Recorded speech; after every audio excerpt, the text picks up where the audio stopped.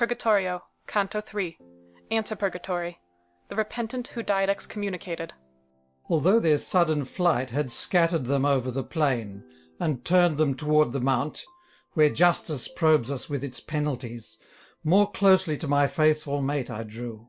And how without him had I run my race, or who had drawn me up the mountain's side? To me he seemed o'erwhelmed with self-reproach. O conscience, when both dignified and clear, how sharp a bite a slight fault is to thee!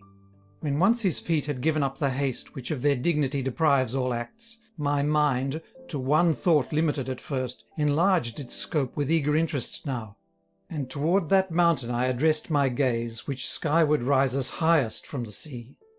The sun, which back of us was flaming red, in front of me was broken in the shape wherein I lent its rays a resting place. I turned, and at my side I looked, afraid of having been abandoned when I saw the ground was dark in front of me alone. When wholly turned, my comforter began. Why still distrustful?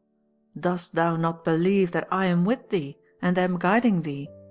'Tis evening now, where buried lies the body wherein I cast a shadow. Naples now possesses it. From Brindisi it was taken.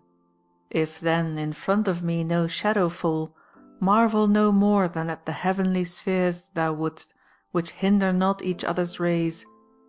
That power enables bodies such as mine to suffer torments, both of heat and cold, which wills not that its ways be shown to us.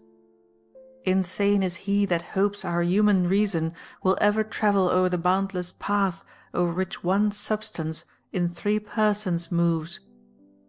Be satisfied, O human race, with facts, for if you could have seen the cause of all, no need had been for Mary to bear child, and you've seen, vainly longing, men so great that their desire would else have been appeased, which given them is for an eternal grief. I speak of Aristotle and of Plato, and many others. Here he bowed his head, and saying nothing more remained disturbed.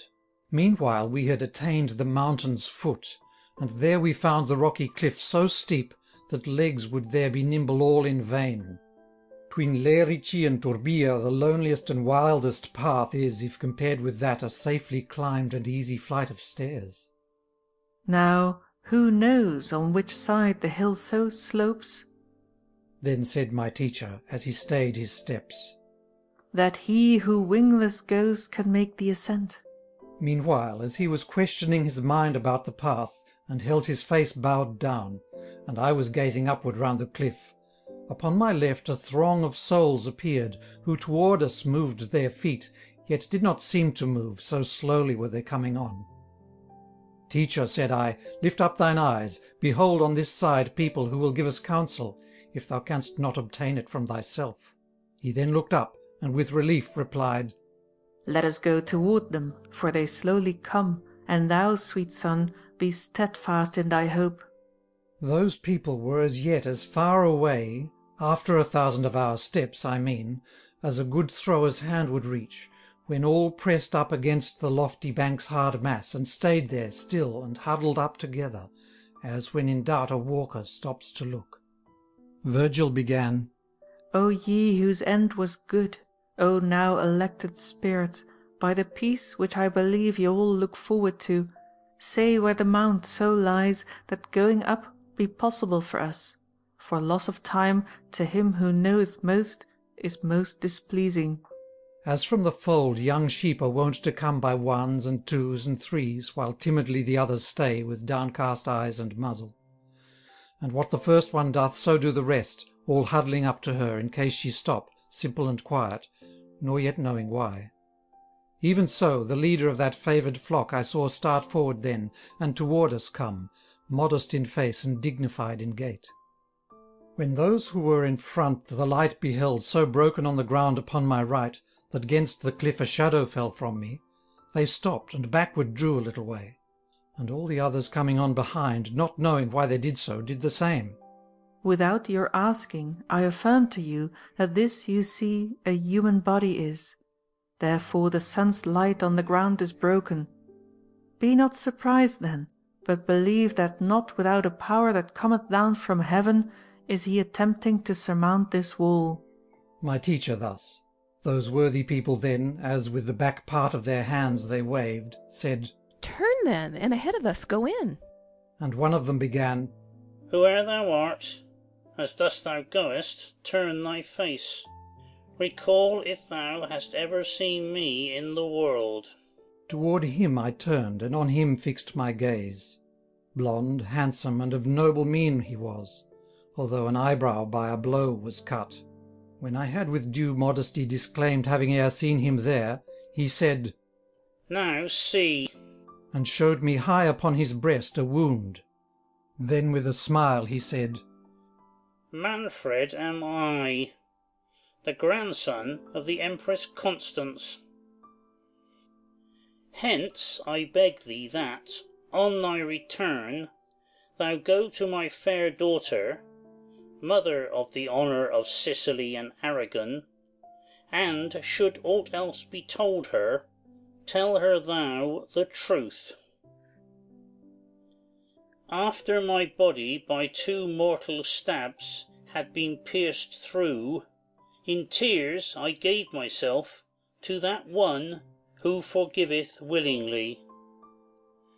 My sins were horrible indeed, and yet the goodness infinite hath arms so wide that it receiveth all who turn to it. And if Cosenza's pastor, who by Clement was sent to hunt me down, had then perused this page in God's book, as he should have done, my body's bones would still be lying there, hard by the bridge's head near Benevento, under the keeping of the heavy cairn. Bathed by the rain, the wind now blows them round outside the kingdom, near the Verdi's banks, whither he moved them with extinguished lights.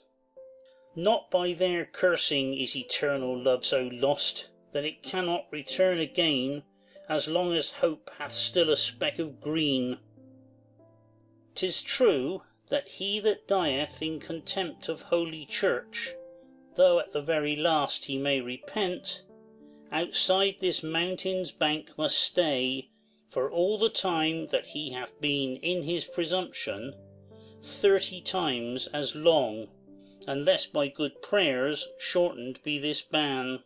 See now, if thou canst make me glad, by telling my good Constanza both where thou hast seen me, and of this interdict, for one is here greatly advanced by those that are beyond. End of Purgatorio, Canto 3. Purgatorio, Canto 4. Antipurgatory, the first ledge. Those who neglected repentance until death. Whene'er, because of pleasure or of pain received by any faculty of ours, our soul is wholly centred thereupon, it seems to heed no other faculty. And this is 'gainst that wrong belief which holds that one soul in us or another burns.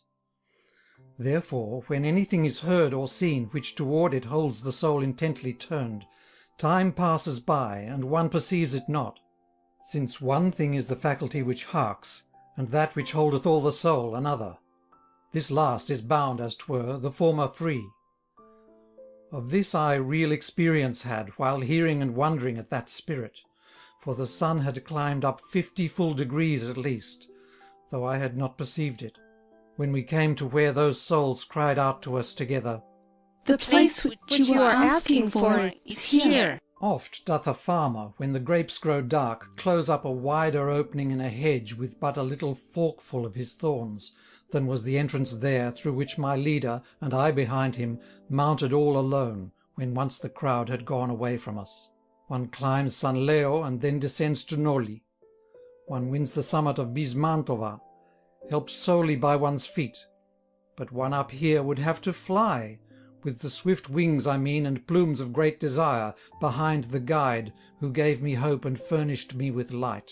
As up within the cloven rock we climbed, its walls on each side closely hemmed us in, while under us the ground both feet and hands required. When on the high cliff's upper edge we were, and out upon the open slope, "Which way, my teacher, shall we go?" said I, and he to me, Take thou no backward step, keep gaining ground behind me up the mount, until some guide who knows appeared to us. So high the summit was that it surpassed our sight, and steeper far the slope than were a line from centre to mid-quadrant drawn. Weary was I when I began to speak. O gentle father, turn around and see how I remain alone, unless thou stop. Draw thyself up, my son, as far as there, he said, and somewhat higher pointed out a ledge on that side, circling all the hill. His words so spurred me that I forced myself to crawl behind him on my hands and knees, until the girding ledge was neath my feet. There both of us sat down and faced the east, whence we had made the ascent, for looking back upon a traversed course is wont to help. First to the shores below I turned mine eyes, then raised them to the sun, and was amazed that we were smitten by it on our left. The poet well perceived that I was gazing dumbfounded at the chariot of the light, which now was rising between the north and us. If Castor, said he then to me, and Pollux were in the company of yonder mirror, which up and down in turn conducts its light, thou wouldst the zodiac's ruddy part behold, revolving still more closely to the bear's, unless it issued from its ancient path. If thou wouldst understand how this can be, collect thy thoughts within thee, and imagine both Zion and this mount so placed on earth that both of them one sole horizon have, and different hemispheres, and thou wilt see how that the road which Phaeton could not take, alas for him, must pass this mount on one, while passing that one on the other side, if thine intelligence but clearly heed.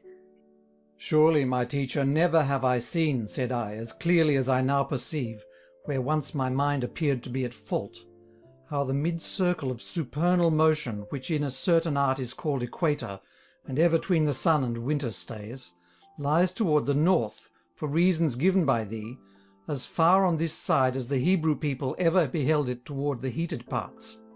But if it please thee, I would gladly know how far we have to go, because the mount higher ascends than eyes of mine can rise. Such is this mountain, said he then to me, that always hard to climb at first below, it pains one less the higher one ascends. Hence, when so pleasant to thee it shall seem that going up shall be to thee as easy as floating with the current in a boat, thou then shalt have attained this pathway's end. Hope there to rest thee from thy breathless toil. No more I answer, this I know for truth. When he had ended what he had to say, the voice of one near by cried out, Perhaps ere that shall happen thou wilt need to sit. On hearing this, we both of us turned round, and saw a massive boulder on our left, which neither I nor he had seen before. Thither we drew, and there some persons were who lingered in the shade behind the rock, as one is wont to do through indolence. And one of them, who weary seemed to me, was sitting with his arms around his knees, and down between the latter held his face. "O my sweet lord," said I, "turn thine eyes on yonder man, who shows himself to be more lazy than if Sloth his sister were." Then turning round toward us, and giving heed, he moved his face no more than o'er his thigh, and said, Go up now, thou that active art. I then knew who it was, nor did the strain, which quickened still my breath a little, hinder my going to him. Yet when at his side I was, he barely raised his head, and said, Hast thou at last seen why it is the sun driveth his car o'er thy left shoulder here? His lazy actions and his few short words impelled my lips to smile a little. Then, Belacqua, I began, I grieve for thee no more, but tell me why thou sittest here. Art waiting for a guide, or hast thou now merely resumed thy customary mood? And he, What, brother, is the use of climbing? The bird of God, who at the gate is seated, would not allow me to approach the pangs. The sky must first turn round me here outside, as long as ever in my life it did, since I delayed good sighs until the end, unless before then I be helped by prayers arising from a heart that lives in grace. Of what avail are those unheard in heaven? But now the poet, climbing on ahead, was saying, Come now on with me, Thou seest that our meridian by the sun is touched, and that already from the Ganges banks night covers up Morocco with her feet. End of Purgatorio, Canto 4. Purgatorio, Canto 5. Antipurgatory, the second ledge. The negligent who died by violence. Already had I parted from those shades, and in my leader's steps was following on, when one behind me, pointing with his finger, cried out, See how the light seems not to shine upon the left side of that lower man, who seems to act like one that's still alive. Hearing this speech, I turned mine eyes, and saw that with astonishment they gazed at me alone, and at the broken light. Why is thy mind so sore perplexed? Then said my teacher, That thou slackenst thy pace. What carest thou for what is whispered here? Follow thou me, and let the people talk. Firm as a tower remain, which never shakes its top, however hard the winds may blow. For from himself he ever turns his mark, in whom one thought wells up behind another, for each of them impairs the other's strength. What could I say in answer, save, I come? And this I said, tinged slightly with the colour which sometimes makes one worthy of forgiveness. Meanwhile, a little way ahead of us, some people crosswise o'er the slope were coming, singing the Miserere verse by verse. When they became aware that through my body I gave no passage to the rays of light, they changed their chant into a long, hoarse Oh! And two of them, acting as messengers, ran out to meet us, and inquiring said, Cause us to know what kind of life is yours. My teacher answered, Ye may go your way, and unto those that sent you out report that real flesh this man's body is. And if, as I suppose, they stopped because they saw his shadow, they've been answered well enough. If they respect him, it may profit them. I never saw ignited vapours cleave at nightfall an unclouded sky, or break so rapidly from August clouds at sunset, that these returned not up in shorter time. And once there, with the rest they veered toward us, as would a troop that ran without a curb. These people who are crowding us are many, the poet said, and come to beg of thee. Therefore go on, and listen on thy way. O soul that goest to be glad, they cried, as on they came. With those limbs which thou hadst when thou wast born, a little stay thy steps. recall, if thou hast e'er seen one of us, that yonder thou mayst carry news of him. Why, pray, dost thou go on? Ah, why not stop? We all were slain of old by violence, and sinners were until our latest hour. Then light from heaven so caused us to beware, that we, repentant and forgiving, issued from life at peace with God, who in our hearts stirs us with grievous longings to behold him. And I, howe'er I gaze upon your faces, none do I recognize. And yet, if aught within my power can please you, well-born souls, ask it, and I will do it, by the peace which, following the feet of such a guide, hath now become my quest from world to world. And one began, Each trusts in thy good help without an oath, provided lack of power cut not thy good will short. Hence I, who speak alone before the others, beg of thee, if e'er thou see the country which extends between Romagna and the land of Charles, be courteous to me with thy prayers in Fano, that supplications do be made for me, to help me purge away my grievous sins. It was from there I came, but those deep wounds whence flowed the blood wherein my life resided were given me in the Antaranori's lap. Where I had trusted I should be most safe. The Lord of Este, who was angry with me beyond the bounds of justice, had it done. Yet toward La Mira I had only fled. When at Oriago I was overtaken, still yonder would I be where people breathe. Toward the lagoon I ran, whose reeds and mire so hampered me I fell, and there a pool formed from my veins I saw upon the ground. Then said another, So may that desire which draws thee to the lofty mount be granted. With kindly pity, prithee, help thou mine. I Montefeltro was, I am Buonconte. Giovanna cares not for me, nor do others. Hence among these I go with head bowed down. And I to him, What force was it or chance caused thee to stray so far from Campaldino, that never hath thy burial place been known?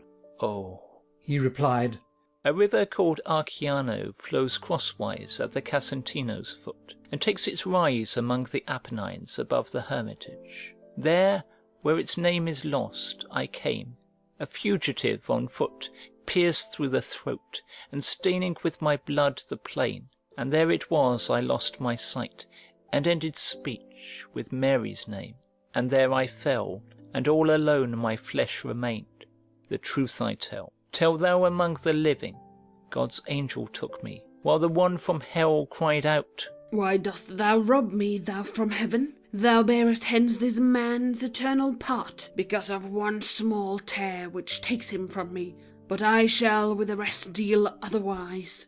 Well know'st thou how damp vapours in the air, as soon as they ascend to where the cold affects them, into water change again.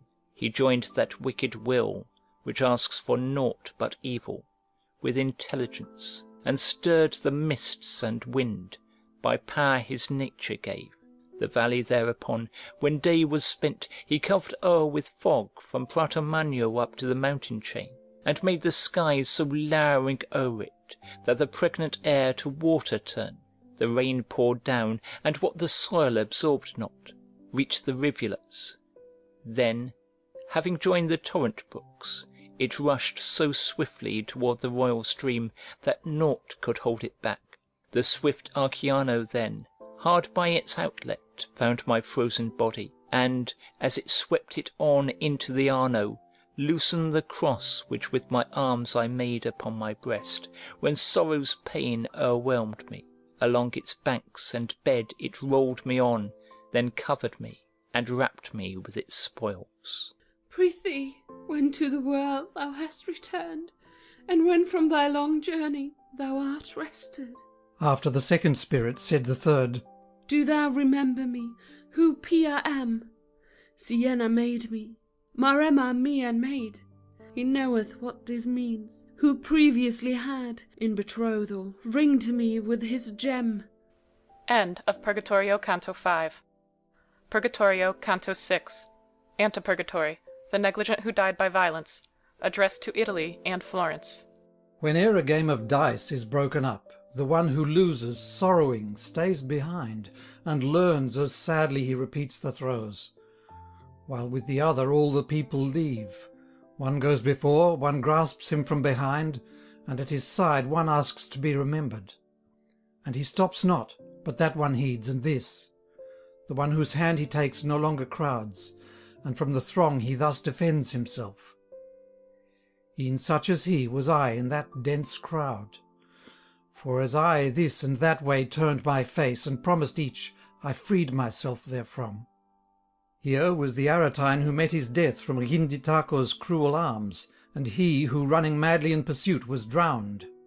Here Frederick Novello prayed with hands outstretched, and he of Pisa, who induced worthy Marzucco to reveal his strength. Count Orso I beheld there, and the soul through spite and envy from its body parted, and not, so he maintained, through crime committed.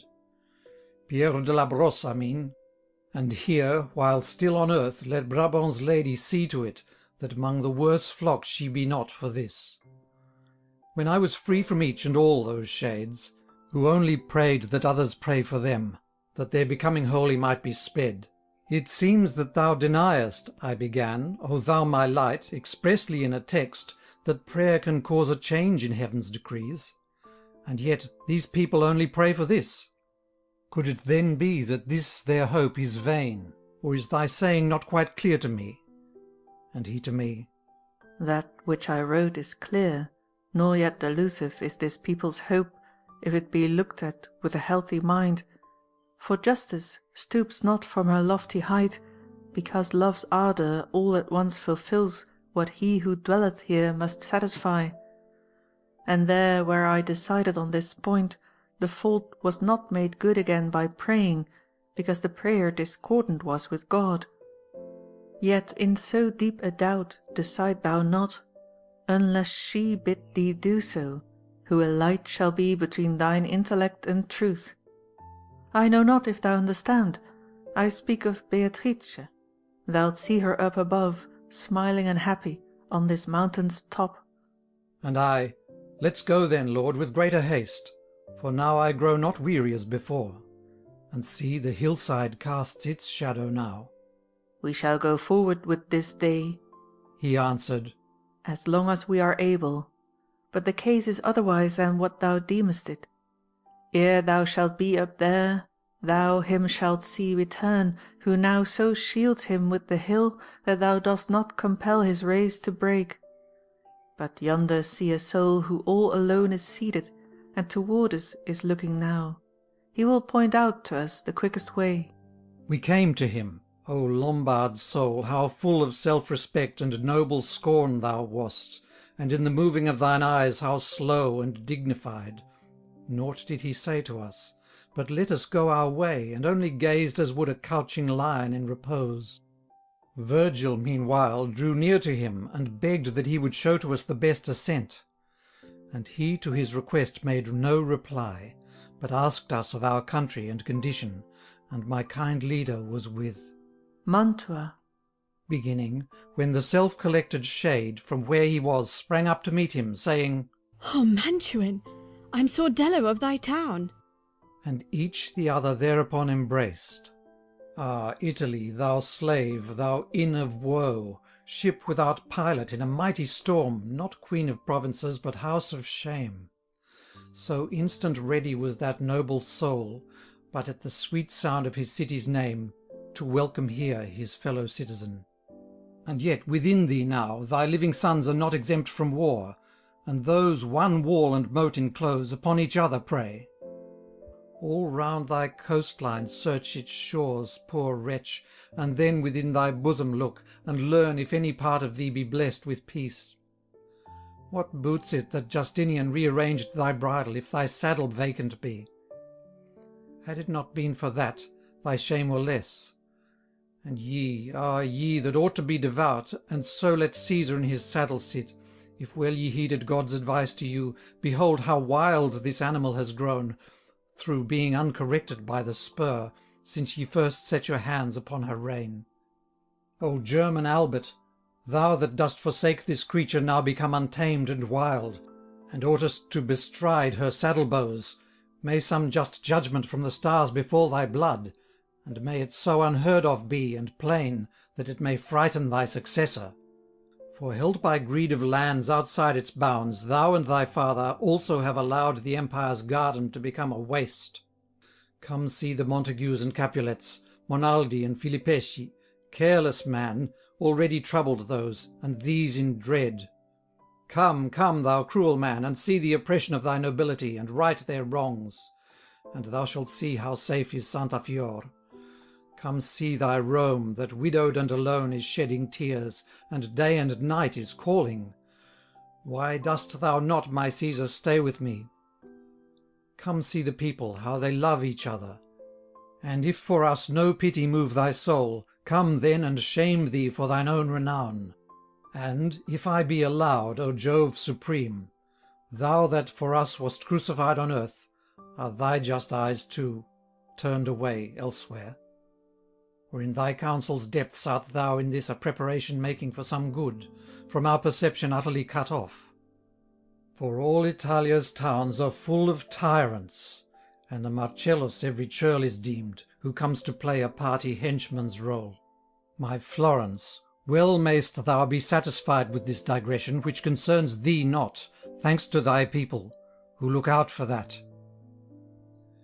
Many at heart are just, but slow to shoot, lest to the bow uncounselled they should come. But thy folk on their lips alone are just. Many refuse to bear the common burden, but thy folk eagerly respond, and cry, although uncalled, I'll load myself therewith. Be joyful then, since thou hast cause to be, thou that art rich, that peaceful art, and wise. Whether I speak the truth, results conceal not.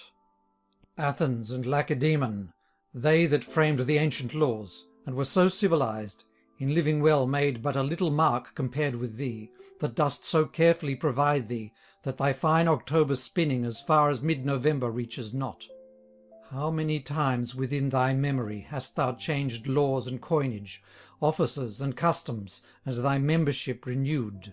And if thou well recall and face the light, thou'lt see thy likeness to a suffering woman, who on a feather bed can find no rest, but seeks, by tossing, to relieve her pain. End of Purgatorio, Canto 6. Purgatorio, Canto 7. Antipurgatory, the Vale of Flowers, Princes intent on earthly glory. After their words of greeting, dignified and glad, had 3 and 4 times been repeated, Sordello, drawing back, said, Who are ye? Or ever yet the spirits, who deserve to rise to God, were toward this mount directed, my bones were buried by Octavian's order. Virgil am I, and through no other guilt did I lose heaven than through not having faith. 'Twas thus my leader thereupon replied, like one who sudden sees before him aught he wonders at, and as he says, it is, and no, it's not, believes and disbelieves.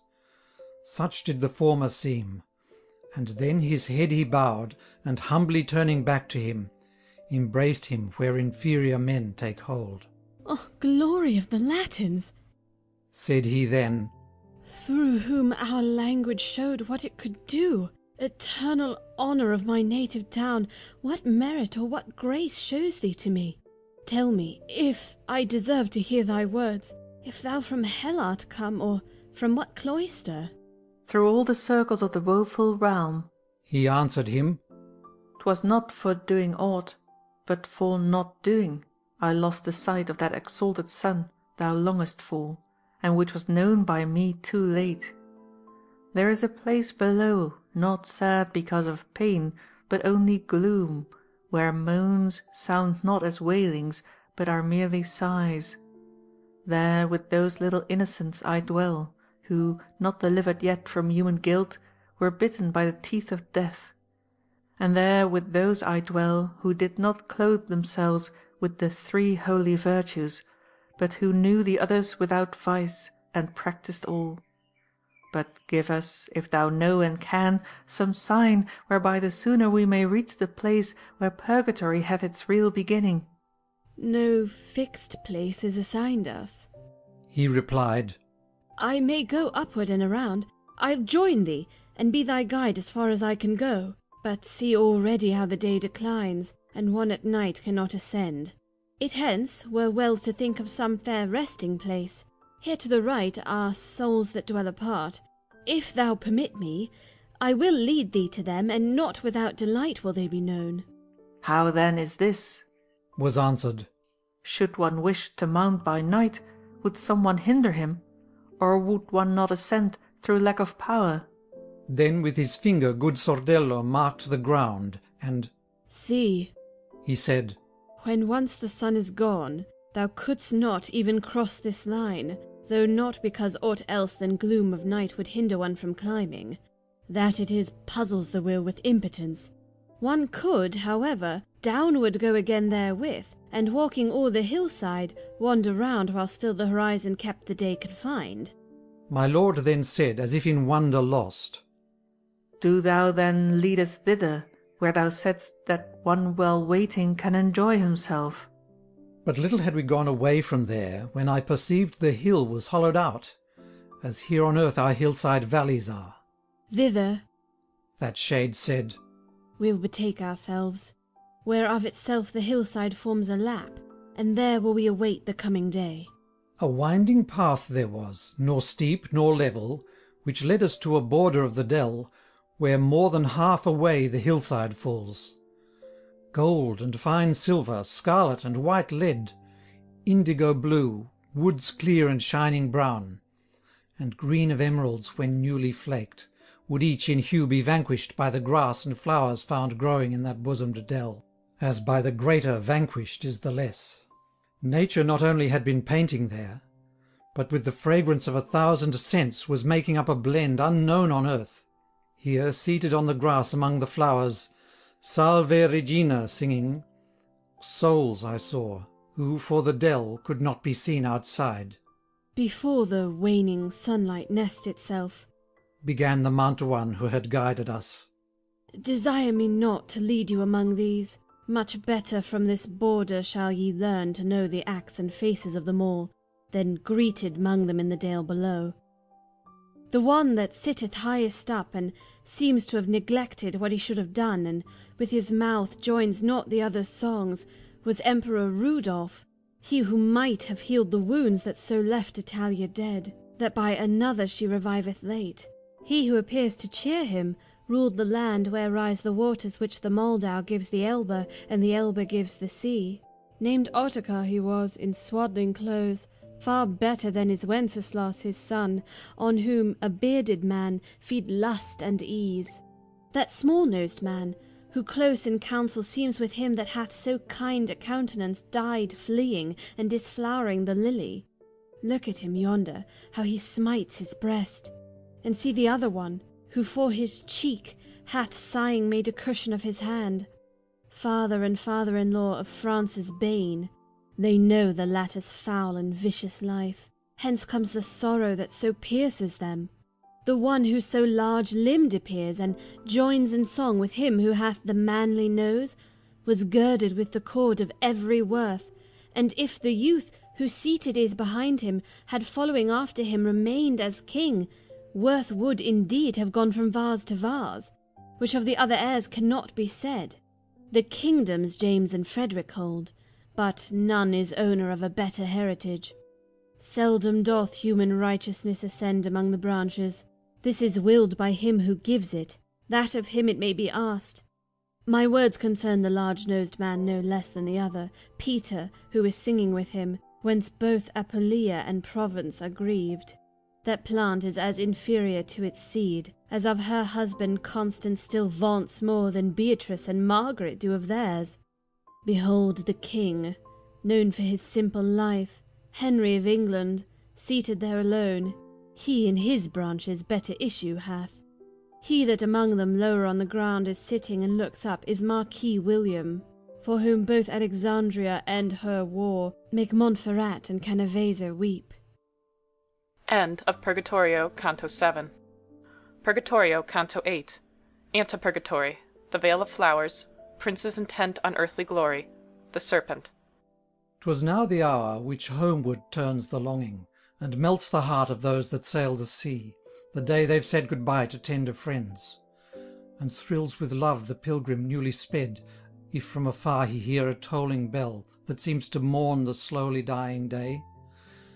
When I began to render hearing vain, and of those souls watch one who, risen up, was asking for attention with his hand. He joined his palms, and raising them on high, turned toward the east his eyes with steadfast gaze, as if to God he said, I heed naught else. Ere daylight fadeth issued from his mouth, with such devoutness, and with notes so sweet, that I was made unmindful of myself. Thereat the others sweetly and devoutly followed that soul, and sang the whole hymn through, fixing their gaze upon the spheres above. Sharpen thine eyes here, reader, for the truth, for now its veil is certainly so thin that easy is the passage into it. I saw that army of the gentle-born gazing on high in silence after this, as if in expectation, pale and meek, and issuing from above, and coming down, 2 angels with 2 fiery swords I saw, which, broken off, were of their points deprived. As green they were as little new-born leaves, and clothed with garments which, behind them trailed, were stroked and fanned by verdant plumes.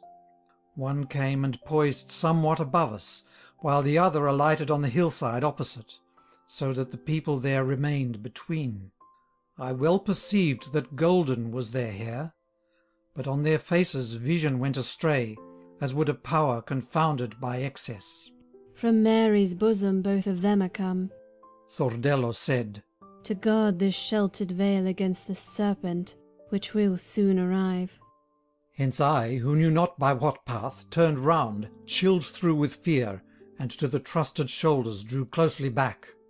Sordello thereupon began, And now among the mighty shades let us descend, and we will speak with them. Greatly will they be pleased to see you here. Only 3 steps, I think, did I go down, and was below. Then one I saw who looked at me alone as if he wished to know me. The air had for some time been growing dark, but not so much as, 'tween his eyes and mine, not to reveal what it concealed before. Toward me he came, and I toward him advanced. Noble Judge Nino, when I saw that not among the damned thou wast, how glad I was.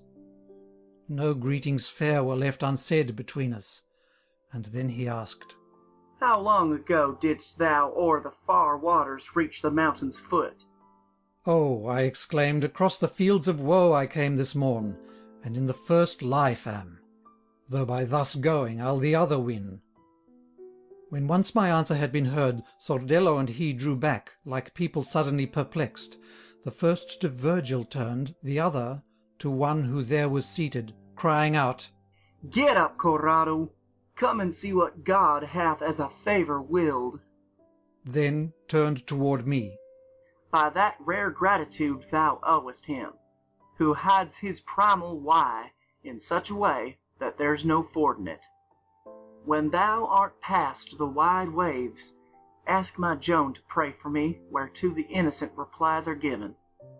I think her mother loves me now no more, for those white wimples hath she laid aside, which she, poor soul, must needs want back again. Through her one understands with greatest ease how long the fire of love in woman lasts, unless rekindled oft by sight and touch. The viper which conducts the Milanese afield will never make as beautiful a tomb for her as would Galura's cock. These were the words he used, his countenance marked with the impress of that righteous zeal which burneth in the heart with temperate flame. My greedy eyes now sought the sky alone, and only there, where slowest are the stars, as nearest to its axle is a wheel. My leader then, What art thou looking at up there, my son? And I, at those 3 torches wherewith the pole on this side wholly burns. Then he, The 4 bright stars which thou this morn didst see are low down on the other side, and these have risen there where those were then. While he was speaking thus, Sordello drew him aside, and saying, Yonder see our foe, lifted his finger up to have him look. On that side where a little hollowed vale hath no defence, a snake there was like that, perhaps, which gave the bitter fruit to Eve. On through the grass and flowers the wicked reptile glided, and turning back its head at times, was licking like a beast that smooths itself. I did not see, and therefore cannot tell how the celestial falcons gan to move, but both I clearly saw, when once in motion. When cleft by their green wings it heard the air, the serpent fled, and back the angels turning, regained their posts above with equal flight. The shade, who, when he called him, to the judge had closely drawn, throughout the whole assault had not one moment loosed his gaze from me. So may the lantern leading thee above find in thy will the wax that is required for one to reach the enamelled green on high. He thus began. If thou of Valdimagra or of its neighbouring land dost know true news, tell it to me, who once was mighty there. Corrado Malaspina I was called. I'm not the elder, but from him descended. I bore my race the love which it I cleansed. Oh, said I then to him, I've never been in your domains, but where throughout all Europe dwelleth a man who knows them not? The fame which honoureth your house proclaims its lords, proclaims its district, so that even he knows of them who hath never been there yet. I swear to you, so may I go on high, that of the glorious use of purse and sword your honoured race doth not despoil itself. Nature and use so favour it, that howe'er the guilty head distort the world, alone it goeth straight, and scorns the evil path. And he, Now go, for lo, the sun shall not 7 times on that bed rest him which the ram now covers, and with all 4 feet bestrides, ere this thy courteously expressed opinion shall in the middle of thy head be nailed with greater nails than words of other men, unless the course of doom decreed be stayed. End of Purgatorio Canto 8. Purgatorio Canto 9. Antipurgatory, the Vale of Flowers, Dante's first dream, the Gate of Purgatory. Already was old Titan's concubine whitening upon the Orient's balcony, outside the arms of her sweet paramour. Already was her forehead shining bright with gems arranged according to the shape of that cold beast, which smites one with its tail. And night had, of the steps wherewith she climbs, already taken 2 where we were then, and now the 3rd was lowering its wings. When I, who had somewhat of Adam in me, o'ercome with sleep, reclined upon the grass, on which all 5 of us were sitting then, near morning, at the hour in which the swallow begins to sing her melancholy lays, perchance in memory of her earliest woes, and when, much more a pilgrim from the flesh, and less imprisoned by its thoughts, our mind well nigh prophetic in its vision is. An eagle in a dream I seemed to see suspended in the sky, with plumes of gold and wings outspread, intent on swooping down. And it appeared to me that I was where his friends were left behind by Ganymede, when to the highest council he was raised. I thought within myself, perhaps this bird is wont to strike but here, and from elsewhere, perhaps, disdains to lift one with its claws. Then, having wheeled a while, it seemed to me that terrible as lightning it came down, and bore me up as far as to the fire. There it and I both seemed to burn together, and so intense was that imagined burning, my sleep was broken of necessity. Achilles roused himself no differently, turning around him his awakened eyes, nor knowing in what region he might be, when sleeping in her arms his mother took him away from Chiron to the isle of Syros, from which the Greeks removed him afterwards. Than I aroused myself, when from my face sleep fled away, and death-like pale I turned, like one who freezes when o'ercome by fright.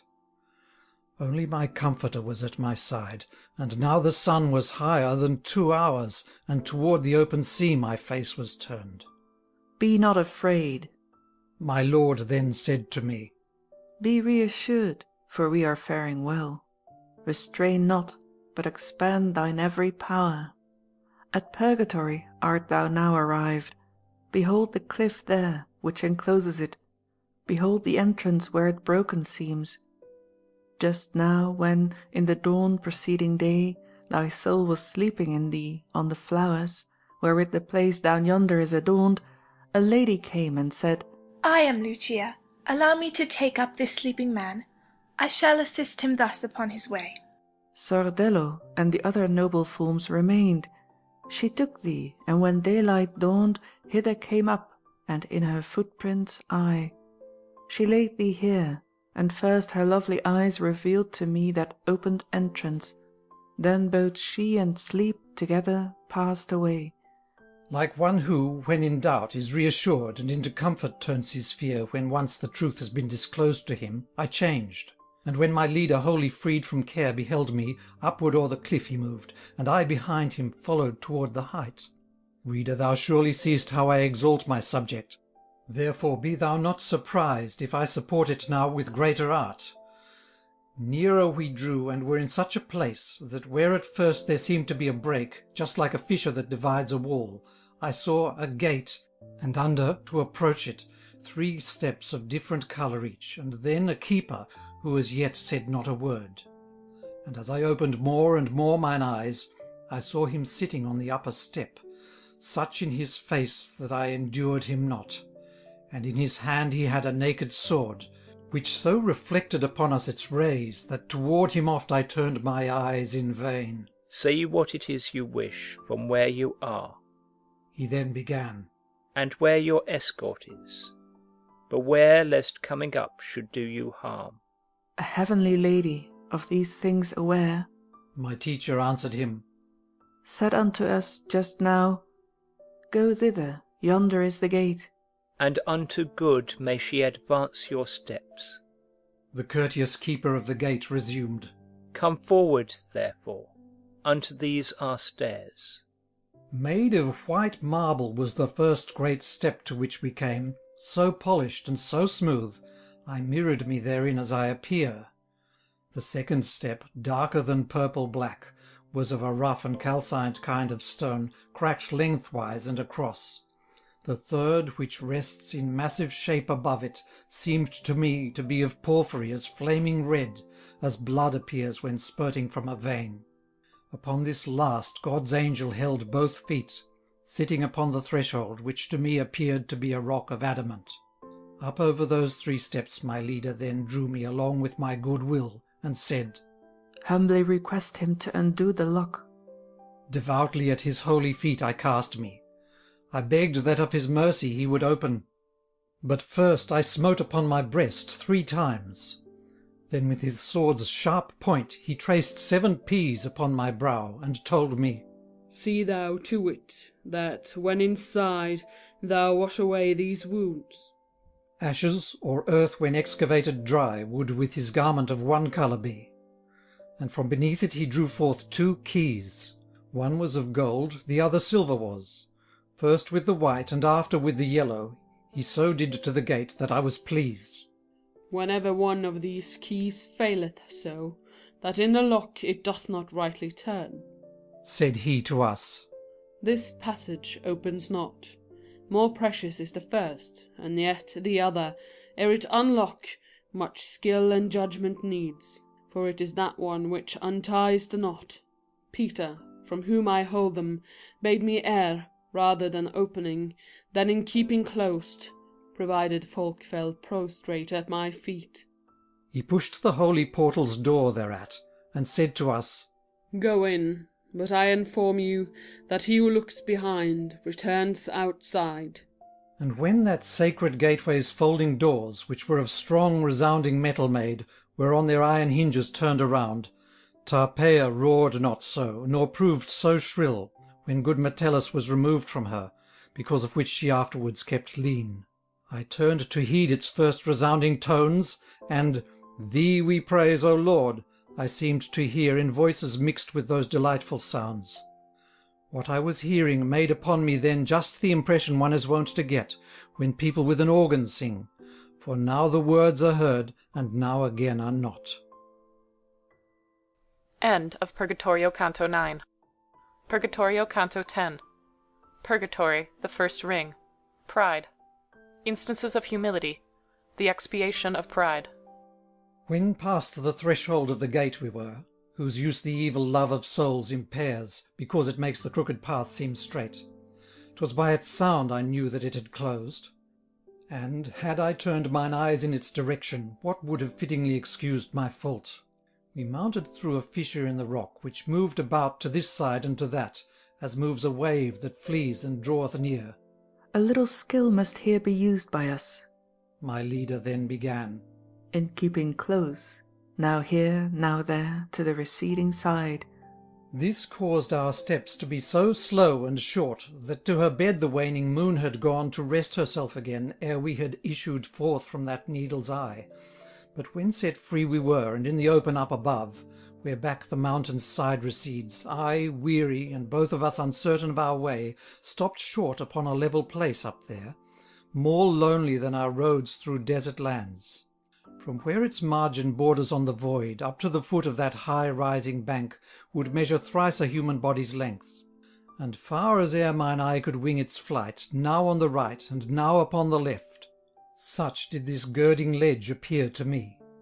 Our feet had not been moving on it yet, when I perceived the bank surrounding it, which, being perpendicular, could not be climbed.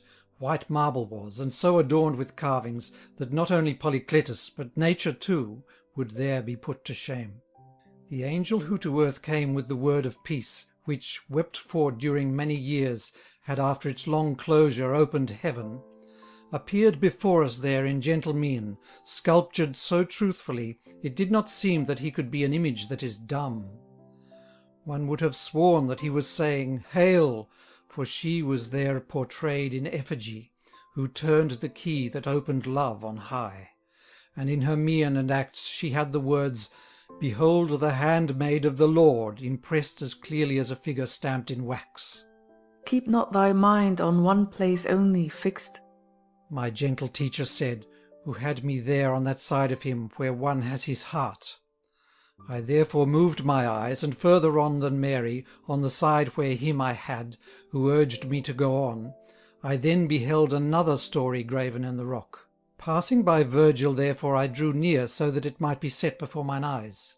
Cut in the marble there the cart and oxen were drawing up the holy ark, which made men dread a charge not given them in trust. People in front appeared, and all of them, forming 7 choirs, made one of my 2 senses say no, and the other one say yes, they sing. So too, by reason of the incense smoke, which there was pictured forth, my eyes and nose became discordant as to yes and no. The humble psalmist there with loins girt up came dancing on before the blessed vessel, and doing so was more and less than king. And Michal, opposite to this portrayed, was from a palace window looking down, as would an angry woman filled with scorn. From where I was, I onward moved my feet, that I might closely note another tale, which after Michal gleamed upon me white. The glorious action of that Roman prince was storied here, whose worth moved Gregory to win his mighty triumph. I refer to Emperor Trajan. At his bridal stood a widow who in tears showed signs of grief. The space around him there seemed trampled down and thronged with horsemen, while above his head eagles, it seemed, upon a field of gold were fluttering in the wind. Among all these the sorrowing woman seemed to say, My lord, avenge me for the slaying of my son, which breaks my heart. And he to answer her, Wait now till I return.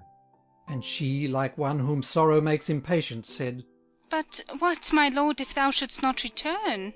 And he, That one will do it who shall hold my place. How shall another's goddess help thy case? She answered him, If thou forget thine own. Then he, Now be thou comforted, for needs must I perform my duty ere I leave. Justice so wills, and pity keeps me here. He to whose vision naught was ever new, created this seen language, new to us, since not found here on earth, while with delight I looked upon the pictures of such great humilities, which for their Maker's sake are also dear to see. On this side, lo, much people come, but slow the steps they take. The poet murmured. Toward the grades above, these souls will send us forward on our way. Mine eyes, intent on gazing, to behold new things for which with eagerness they long, in turning toward him were not slow to move. Yet I'd not have thee, reader, shrink dismayed from thy good purposes, through hearing how God wills that what is due to be paid. Heed not the nature of the torment, think of what comes after. Think that at the very worst, beyond the judgment day it cannot go. Then I began, That teacher which toward us I see advancing does not look like people, nor know I what, my sight is so deceived. And he to me, Their torment heavy nature so bows them toward the ground, that my eyes too struggled therewith at first. But steadily gaze there, and disentangle with thine eyes what underneath those stones is coming on. Thou now canst see how each one smites himself. O ye proud Christians, sad and weary creatures, who, sick in mental vision, put your trust in backward-moving steps, perceive ye not that worms we are, created but to form the angelic butterfly, which flies unscreened to judgment? Why then is it that your mind soars up in pride, since ye are, as it were, defective insects, even as is a worm, in which formation is not yet complete? As to hold up a ceiling or a roof, in lieu of corbel, one perceives at times a human figure joining knees to breast, which out of unreality gives birth to real distress in him who sees it. Such seemed these to me, when I had given good heed. They were in truth both more and less bowed down, as each had more or less upon his back. But he that in his acts most patient was, seemed to say, weeping, I can bear no more. End of Purgatorio, Canto 10. Purgatorio, Canto 11. Purgatory, the first ring. Pride. The Lord's Prayer. The proud. Our Father, thou that in the heavens dost dwell, not circumscribed, but for the greater love thou hast for what thou madest first on high, let both thy name and worth be given praise by every creature, even as it is meet that to thy loving Spirit thanks be given. And may thy kingdom's peace come down to us, since we cannot attain it of ourselves. For all our striving, save it also come. As gladly of their wills thine angels make a sacrifice to thee, singing all hail, so likewise gladly may men do with theirs. Give us this day our daily spirit food, without which, through this bitter wilderness, he backward goes, who onward toileth most. And as we pardon every one the wrong we've suffered, Of thy mercy do thou us forgive, regarding not what we deserve. Our virtue, which is easily overcome, test thou not through our ancient enemy, but set us free from him, who tempted so. This is last request, dear Lord.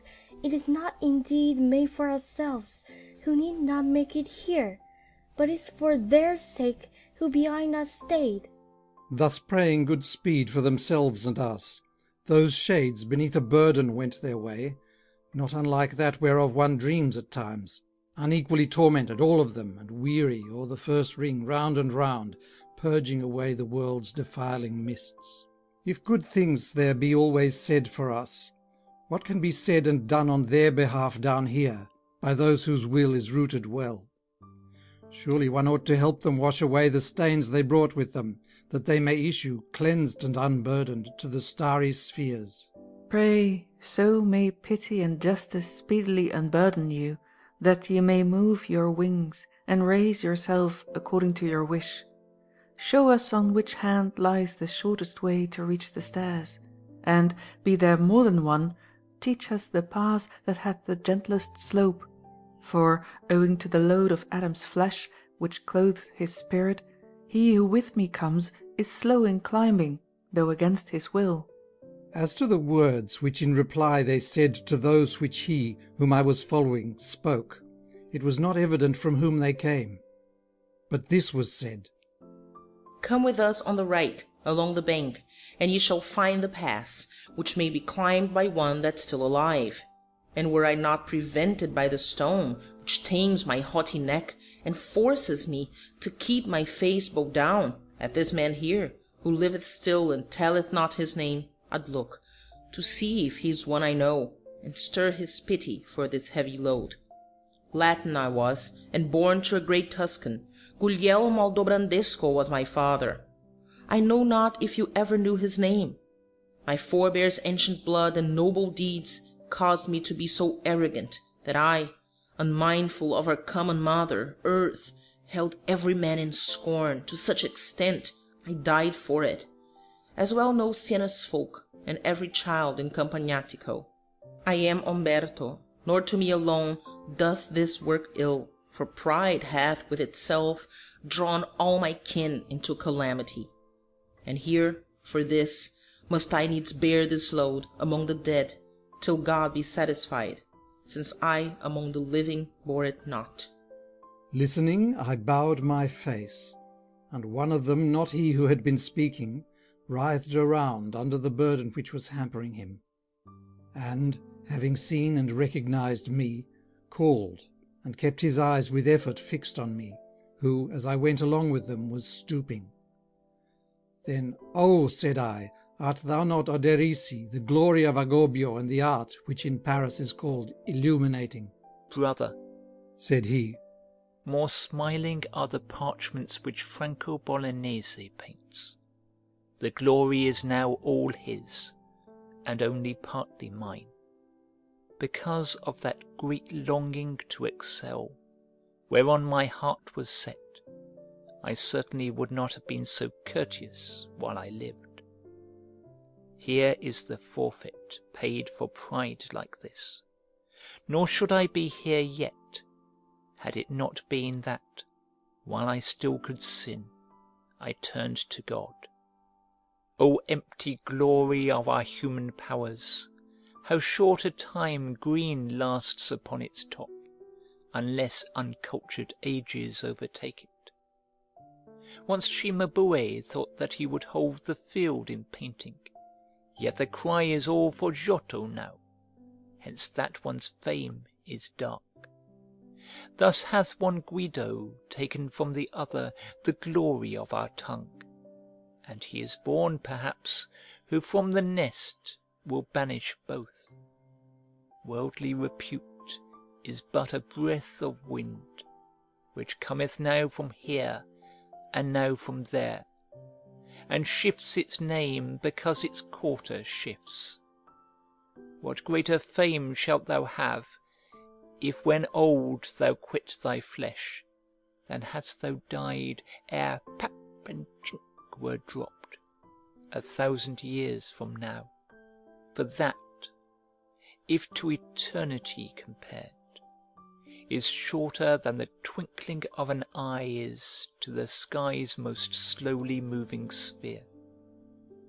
All Tuscany proclaimed the fame of him who walks so slowly on the road before me, yet hardly is a whisper of him left in Siena now, whose governor he was, what time the rage of Florence was destroyed, which then as haughty was, as abject now. Your worldly fame is like the hue of grass, which comes and goes, and he discolours it through whom it springs up tender from the ground. And I, thy true speech heartening me with good humility, thou prick'st my swollen pride. But who is he of whom thou spokest just now? That, he replied, is Provençan Salvani, and here he is, because presumptuously he brought all Siena under his control. Thus hath he gone, and without rest he goes, ere since he died, who yonder dares too much in satisfaction pays such coin as this.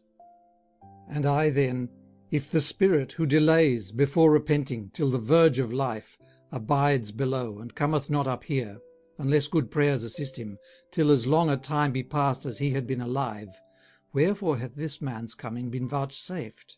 When in his greatest glory, he replied, all shame removed, he freely took his stand in Siena's Campo, and there, to free a friend suffering in Charles's prison, he brought himself to quake in every vein. I'll say no more, and know that what I say is darkly spoken. But so, ere long, will thine own neighbours act, that thou'lt be able to interpret it. This deed of his relieved him from those bounds. End of Purgatorio, Canto 11. Purgatorio, Canto 12. Purgatory, the first ring. Pride. Instances of punished pride. The angel of humility. With equal steps, like oxen going yoked, I went along beside that burdened soul, as long as my dear pedagogue allowed. But when he said, Leave him, and go thou on, for here 'tis well that each should urge his bark with sail and oars as much as e'er he can, I straightened me as much as walking called for, although my thoughts kept humble and depressed.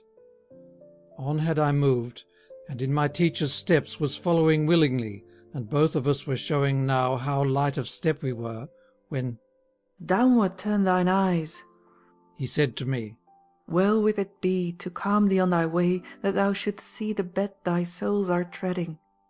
As over those that neath them buried lie, that they may be recalled to people's minds, tombs level with the ground the record bear of what they were before, whence there they oft are wept for through the prick of memory which spurs to grief the pitiful alone. Even so I saw engraved in sculpture here, though finer in respect to workmanship, as much as from the mount juts out as path. I saw on one side him who once was made nobler by far than any other creature fall like a flash of lightning down from heaven. I saw Briareus on the other side, pierced by an arrow from the sky, lie prone and heavy on the ground with mortal cold. I saw Apollo, Mars I saw, and Pallas, as still in armour round their sire they stood, gazing upon the giant's scattered limbs. I saw great Nimrod neath his mighty work, dumb with confusion, as he watched the folk who once were proud with him on Sheena's plain. O Niobe, with what sad eyes I thee saw pictured forth in stone, between thy children, the 7 and 7 thy dead upon the road. O Saul, how plainly there on thine own sword didst thou seem dead upon Gilboa's mount, which felt thereafter neither rain nor dew. O mad Arachne, thee I saw, as when already half a spider thou wast sad amid the tatters of thy fatal work. O Rehoboam, not a threat seems now thy face, but terror-stricken as away a chariot bears thee, lest thou be pursued. It showed, moreover, that hard pavement did, how costly once Alcmaeon caused his mother's unlucky ornament to seem to her. It showed how, in the temple's walls, his sons cast themselves on Sennacherib, and how, when he was dead, they there abandoned him. It showed the slaughter and the cruel woe wrought by Tomiris, when she said to Cyrus, "With blood I fill thee, that didst thirst for blood." It showed too how the Assyrians took to flight, routed, when Holofernes had been killed, and also what was of that slaughter left. I saw proud Troy in ashes and in caves. O Ilion, how degraded and how vile it showed thou wast, the image there perceived! What master, or of brush or graving tool, could reproduce the shadows and the features, which there would cause all cultured minds to wonder? The dead seemed dead, the living seemed alive.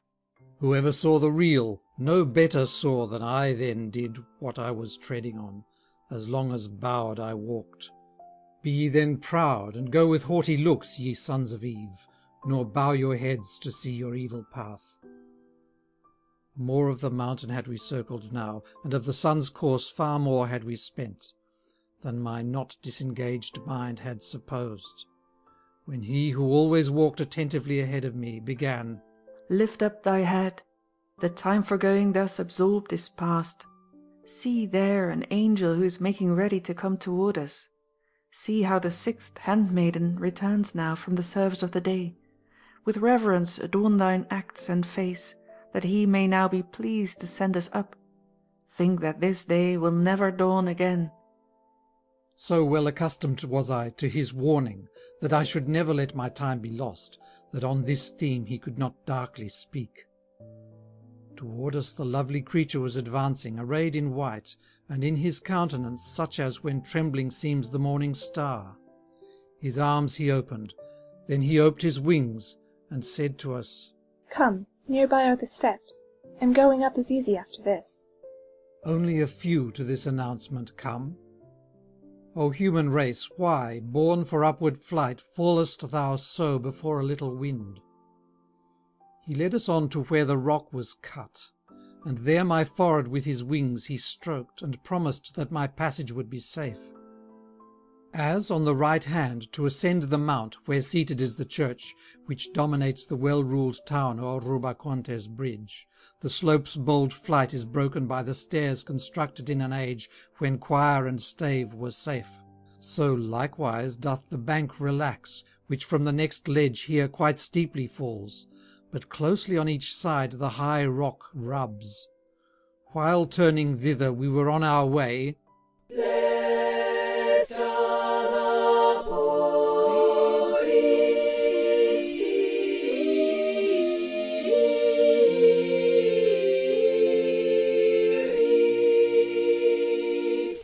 voices sang, in such a way as words could not describe. Alas, how different are the passers here from those in hell! For one up here goes in with songs, but there below with frightful wails. We now were climbing up the holy stairs, and lighter far I felt than formerly I seemed to be, when on the level ground. I hence said, Teacher, say what heavy thing has been removed from me, that as I walk I almost feel no weariness at all. He answered, When the peas which still remain almost extinct upon thy brow are quite erased, as one is now, thy feet will so be conquered by good will, that they will feel not only no fatigue, but it will be a pleasure to them to be upward urged. I then did as do those who go about with something on their head they know not of, till others' gestures cause them to suspect, whereat their hand assists in ascertaining, searches, and finds, and so performs the work which cannot be accomplished by their sight. And with my right hand's fingers spread I found that only 6 the letters were, which he who held the keys had o'er my temples cut. On seeing which my leader smiled with joy. End of Purgatorio, Canto 12.